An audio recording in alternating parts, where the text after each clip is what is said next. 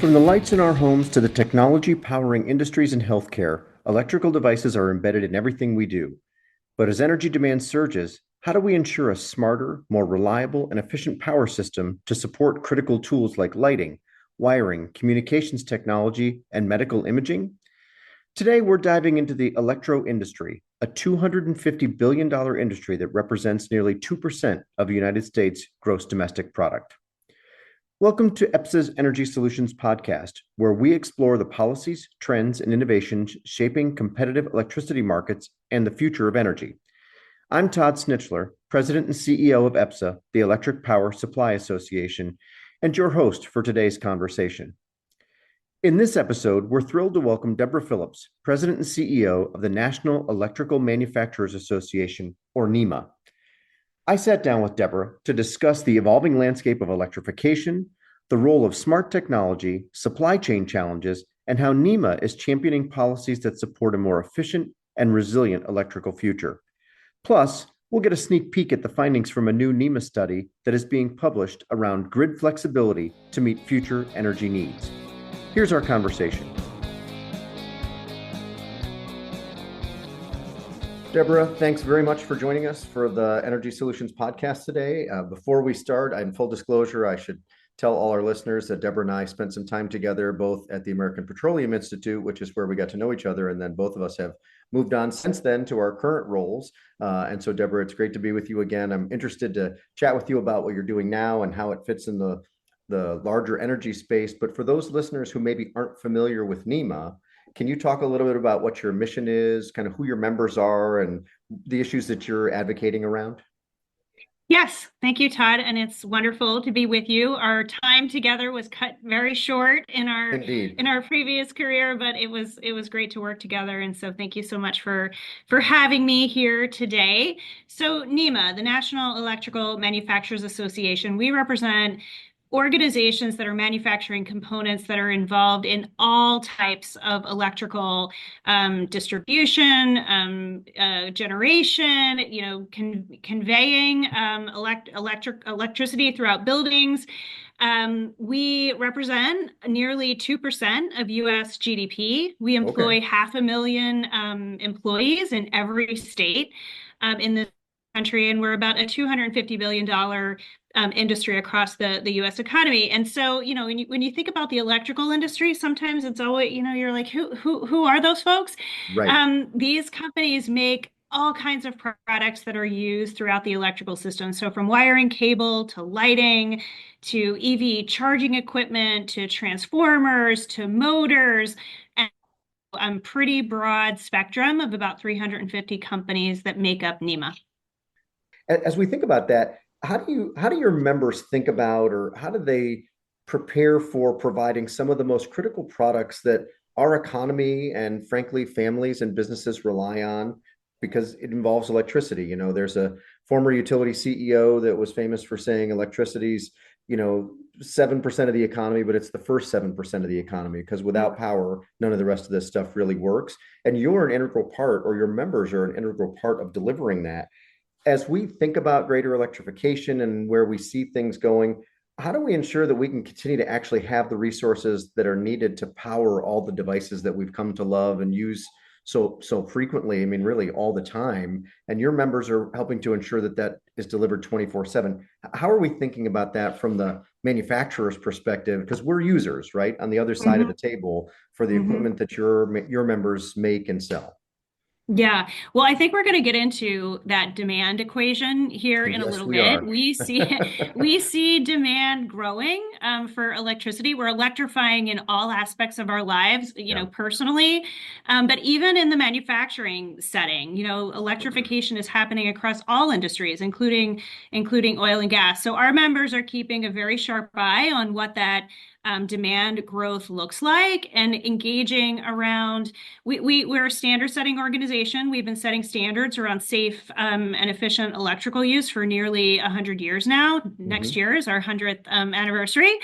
So, we think about it in terms of scaling technologies, but we also think about that equation in terms of policy. So what policy instruments do we need to enable, the electricity for us to meet this growing demand? So we're involved in both the, incentivizing the technologies that we see that are going to be, instrumental to meeting the growing demand, but also on the policy side. So NEMA has gotten much more active over the last 3 years, engaging on the policy side, because the issues that we care about, around electrification, it's supply chain, it's decarbonization. Those are very much in the forefront of policymakers. So we're trying to make sure that our industry has a seat at the table and a voice in those key policy discussions.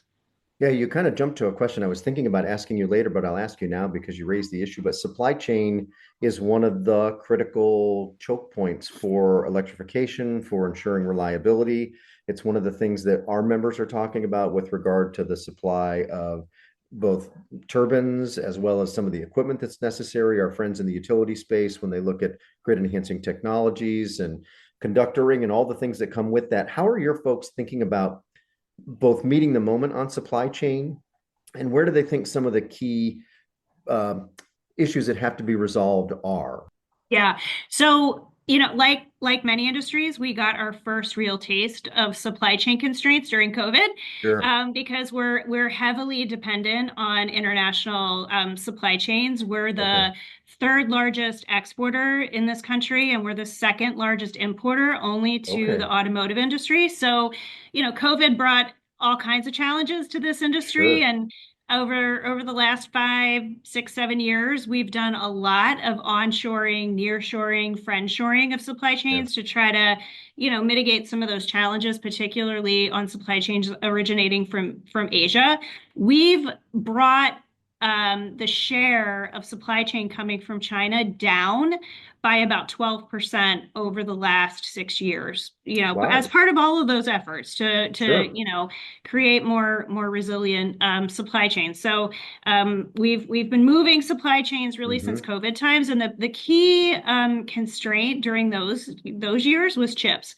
Most of electrical products these days are smart in some way, and so we were really struggling on the chip side. And the electrical industry uses those large format. They're not as sophisticated as the chips that are now being specified in the automotive industry. And of course, they're ordering huge quantities, but these little smaller volume, large format chips that our industry uses, they were in very, very short supply during COVID. So chips was a huge issue for us to tackle during those years. But now, transformers are a huge issue. About the backlogs that have increased dramatically. So, making sure that we're standardizing around transformer specs is a key issue, but also, incentivizing domestic production through policies, not, specifying ourselves out of transformers through efficiency rules at a DOE that, are just not workable. So we've been heavily engaged there. And then I guess there's 3 other supply chain issues that I would focus on. One is electrical steel. There's been a whole lot of conversation over the last few weeks about steel and tariffs, but we just have very limited supply of electrical steel in this country. And as demand for electricity grows, we have to make sure that we've got adequate domestic supply. Critical minerals is the second area. As we electrify, we're going to be using more critical minerals. And aside from lithium, we are heavily dependent on Chinese extraction, processing, financing. So we've got to figure out critical minerals. And then I guess the last supply chain issue that we're spending a lot of time on, but we're not unique, is workforce. If we can't fill jobs on the manufacturing floor and, electricians, installers of this electrical equipment, that's another supply chain constraint that's going to be real as demand grows. Yeah, that's an interesting way to look at it because we experience similar things with power plant operators. I mean, Yeah. it's a couple of generations ago that those ladies and gentlemen have been around a long time, and as they age out, who's going to run those facilities? So Yeah. you've Yeah. already identified a bunch of key trends that you're seeing, but I know you're working on a study about grid flexibility that I'm not sure what your timeline is. So if you want to make news, feel free to tell us when that'll be released. But I'm curious, what you're hoping that study will reveal and really how you plan to use it to both help the industry more broadly, but also your members think about how we're going to address grid flexibility, because I think you're exactly where we need to be, and this study will be very helpful. Yeah, so we're hoping to release the findings publicly in about a month, Oh, so middle great. of middle Okay. of March, so coming very soon. And lots of organizations over the last 3 to 5 years have decided to try to project longer term what's going to happen on Yeah. electricity demand because if you look back the last few decades, it's been relatively flat. And so we're in a kind of a new day. And so Yeah. the electrical industry finds itself at a really interesting spot. We can sort of look down, at the user community, but we're also manufacturers ourselves. So we felt like we had a strong vantage point to do our own kind of outlook out to Mhm. 2050 on what's going to happen on demand. And so the study not only looks at projecting what we think demand is going to look like, but then what are the solutions from a technology, from a policy standpoint? And so, what our study is going to say is we see growth in about the 2% per year range. So, Okay. about 50% growth between now and 2050. Which is, middle of the road compared Hmm. to, some studies are, much more aggressive and they see a lot more demand coming from data centers. Others Hmm. are much more conservative, and we find ourselves somewhere in between because just like we've seen in the past, we think we're going to get more efficient. We think we're going to get better at Yeah. this stuff. So data centers aren't always going to be the hogs that they are Hmm. today. So we expect about a 300% increase in demand from data centers between now and 2035. So about the Okay. next decade, that's going to be the intense period of growth from Hmm. from data centers. And then beyond that, really in the e-mobility space, we see about Okay. 9,000% growth in e-mobility. And yes, Wow. things have cooled off from where they were, a year ago, 18 months ago, but long term, Yeah. we think these trends are going to continue. So those are the key drivers. And then the flexibility, I'm air quoting here, the Hmm. flexibility piece of our grid flexibility study is really how do we design a grid system that is flexible to allow us to meet these peak low, the ebbs and flows of demand and peak Yeah. load with these new technologies coming online, and also, operating in a way that allows electricity to be shifted Yeah. to where you need it most, not Hmm. only temporally but regionally as well. So we've got some ideas on how that can work. Nothing That'll like a be big released. bite with this study. That is no small amount of data for you to cover, but I think is particularly helpful. We have been having the running debate, and it depends on who you talk to last about where load growth numbers really are. The Hmm. conventional wisdom is probably lower than where you may be for the bottom, and the top is, I mean, almost it doesn't have a ceiling. I mean, I've seen two different states where they're predicting a 50% load growth by 2030, which I go, Wow. that feels remarkably optimistic. So the truth Yeah. probably lies somewhere in the middle. More. But to your Hmm. point, we are finally seeing real meaningful load growth for the first time in 20 or 30 years Yep. that the system's going to have to respond to. And that's a good thing in that we Hmm. want to see jobs and development and all the things that come with advancements in technology. The bad thing is none of it's free.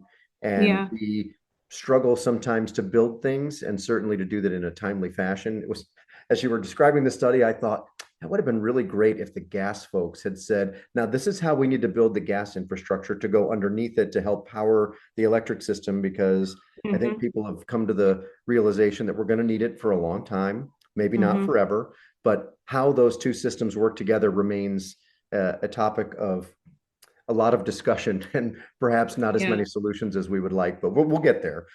So I, But I mean, I think that your point though about we have got to find a way as key stakeholders in Yes, these discussions to put heads together so that we're 100%. not working in a vacuum. So, the utilities, the traditional utilities, those of you that sort of sell into the market, Hmm. the manufacturers, the automotive industry, and the folks who are supplying EV charging equipment. I mean, Hmm. these are all the data center and Yes. AI folks. Like we've got to all come to the table and sort of say, how are we going to problem solve this together?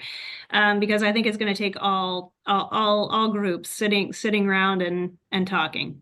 Completely agree. It's funny. I got to give a talk last week and I made a point to say, at the end of the day, if the numbers are even close to what people are saying they are, this pie is big enough for everyone to do just fine. We'll Yeah, all do better if, we don't fall into the trap that my law school tax professor said, which pigs get fat and hogs get slaughtered. If we all just do our yeah, part, everyone stands to do well, and ultimately consumers will benefit in the end. And that's what yeah. we want to do is ensure a cost-effective, reliable system. And your members are part of that. Of course, we are. Our utility cousins are the same. So it'll be very interesting to see how the next several years kind of pan out. So as you look at what that study may tell us, and I think you've got a pretty Mhm. good handle on where it's going to go, are you also going to offer some suggestions about what policy changes or investments might be needed to future proof or improve the performance of or enable the next generation of the system as well?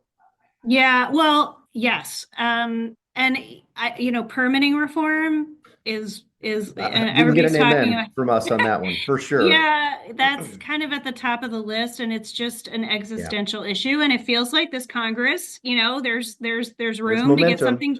Yep, Yep. there's room to get something done.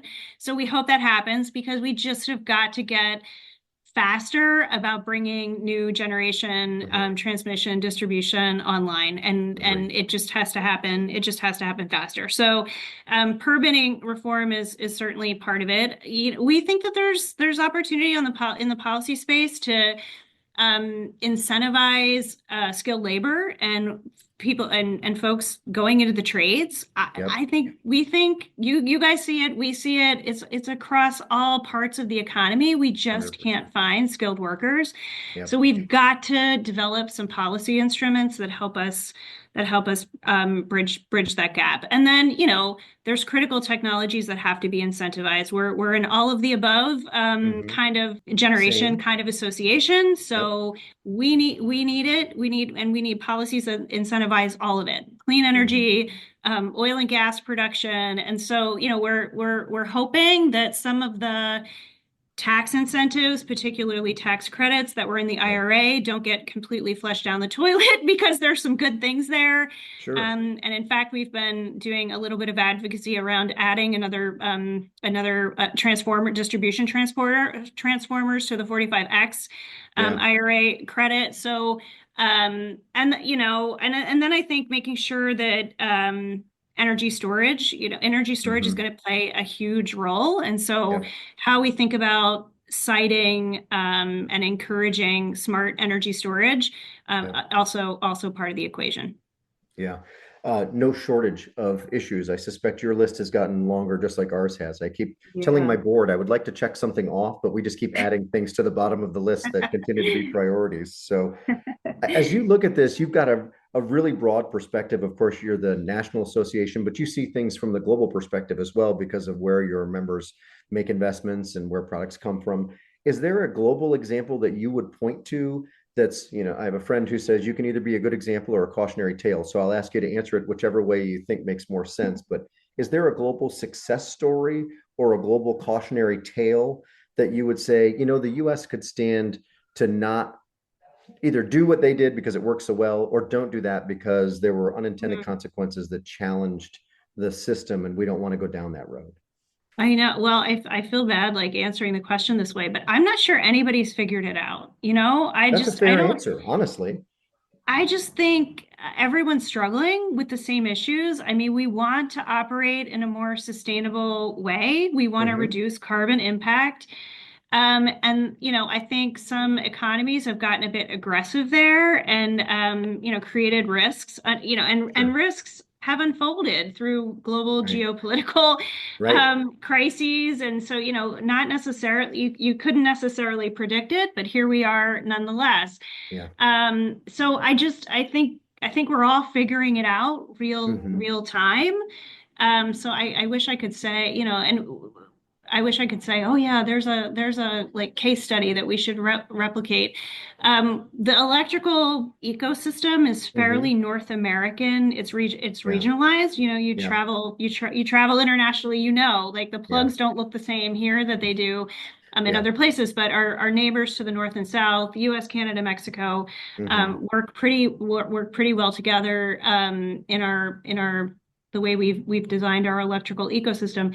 But even there, I see, we see a lot from what's happening on the Canadian policy and technology space. Yeah. We see a lot about what's happening in Mexico, and I just think um, over the next 10 years, just another reason for us to continue to collaborate and work together because I feel like we're all facing the same challenges and we're doing our best to try to navigate those challenges in the smartest way possible. While there's huge global geopolitical challenges around Yeah. us, In which is addition not to just all that, there are global yes, challenges that sit on top of those issues. And I think, yeah. from our seat, I think we're probably similarly situated to you in that I think we've seen examples where maybe countries or states or regions got a little enthusiastic and the timelines might be off, but the goals are admirable and are certainly things that we're all working towards. But there are Hmm. certain operational realities that impact sometimes aspirational policy goals, which I say all the time. My people that have heard our podcast before are probably tired to hear me saying that, but I think that's the reality we have to be careful of. And you mentioned collaboration. I'm glad to hear you say that. We've tried to do that with some of our other trade associations, but I know that you formed a cross-industry alliance last year to try and tackle some shared priorities. And you've been mentioning the need to collaborate, which I couldn't agree with you more on. Tell me how that worked. What was the impetus? And then what are some takeaways that we ought to be replicating in order to make sure that those kind of cross industry partnerships actually provide value as opposed to we all have meetings to go to. What's the tangible takeaways that are really where you saw some success? Well, what you said earlier, I think, is kind of at the crux of this sort of cross electrical trades partnership.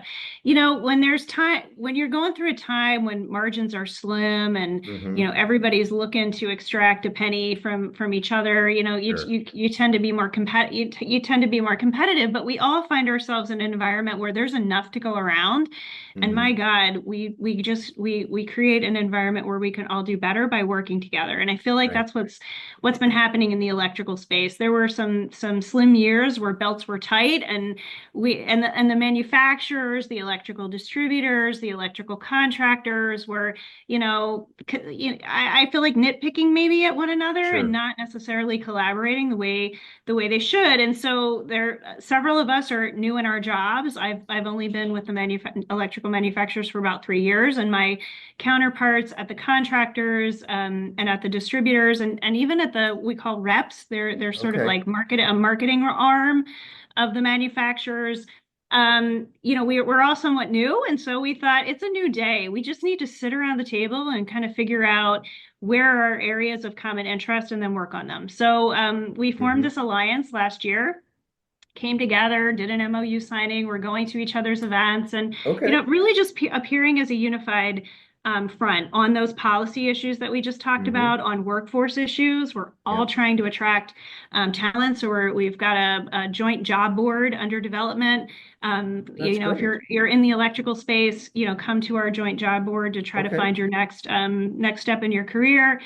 And then supply chain. The supply chain Yeah. is really important for all of those nodes, from manufacturer to distributor to rep to at the end of the day, the contractors that are installing it. So, Yeah. working on more supply chain certainty that allows us to execute against projects in a more timely, efficient way is something that we're working on together. So we found those three areas of That's great. cooperation and we're only a year in, but excited about the opportunity to line up and work together.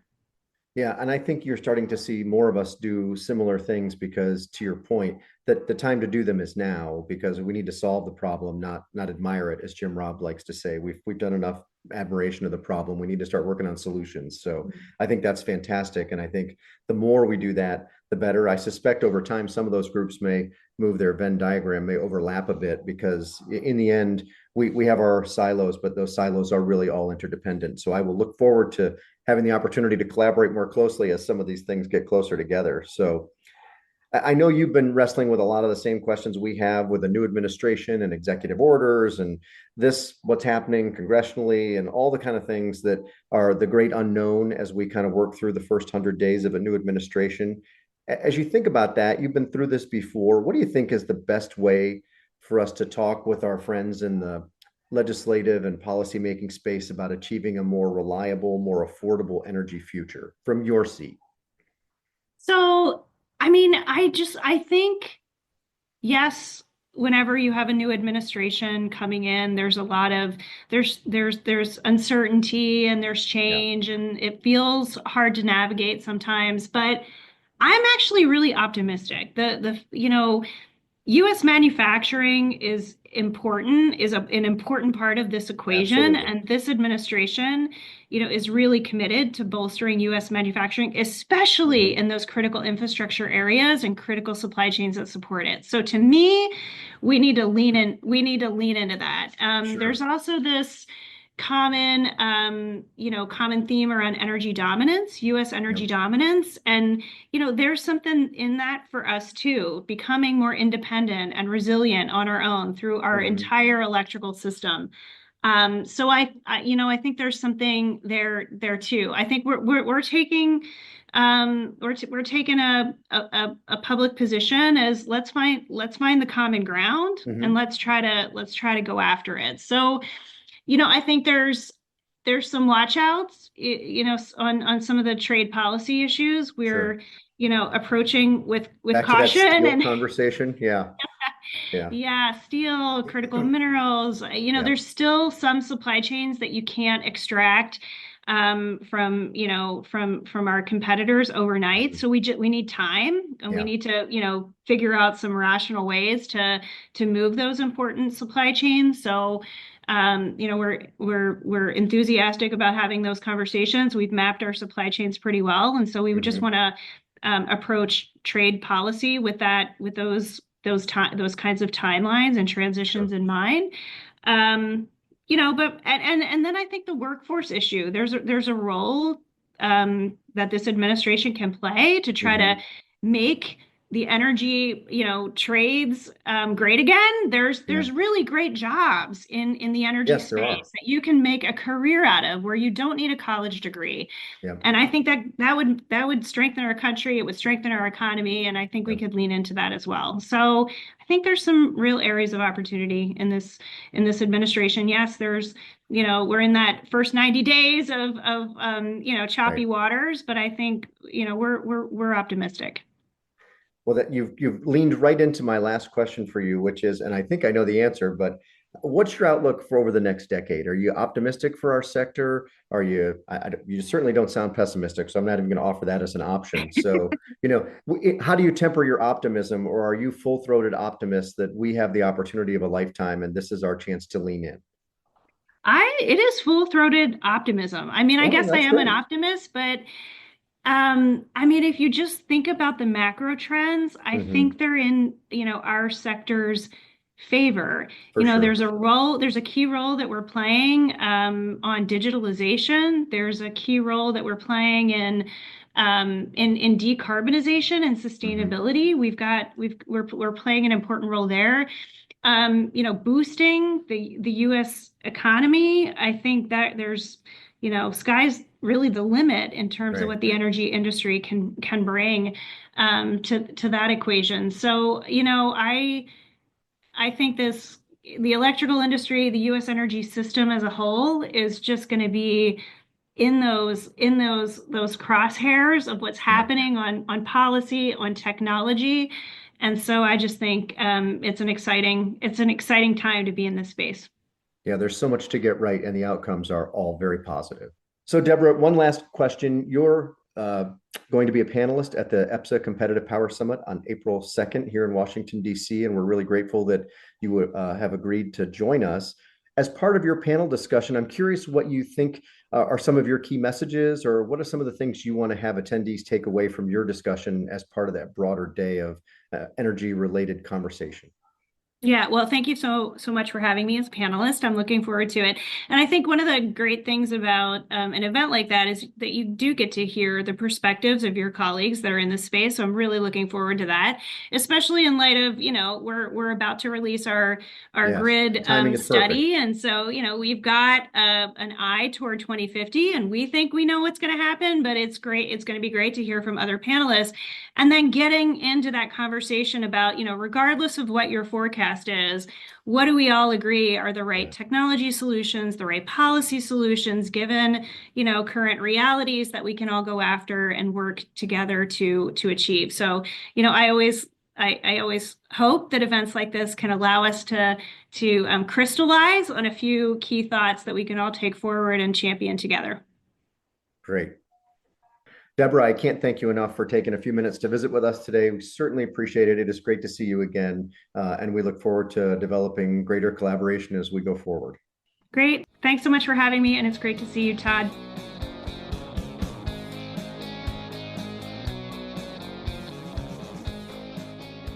That wraps up this episode of the EPSA Energy Solutions podcast. A big thank you to Debra Phillips for joining us and sharing her insights on the future of electrification and reliability. If you want to hear more from Debra, don't miss her panel at the EPSA Competitive Power Summit on April 2nd in Washington, D.C. She'll be joining industry leaders to discuss how smart technology and innovation are shaping the future of competitive electricity markets. Learn more and register at epsa.org. Seats are limited, so don't wait to grab your spot. As always, we appreciate you tuning in. If you found this conversation valuable, be sure to subscribe, rate, and review the podcast on your favorite podcast platform. And don't forget to follow EPSA on X at EPSA News, on LinkedIn, and on Blue Sky for more updates on policies, trends, and solutions driving competitive power markets and a reliable energy future. Our music was written, produced, and performed by Let Me Hold That Ltd. Until next time, I'm Todd Snitchler, and this has been the EPSA Energy Solutions Podcast. Thanks for listening.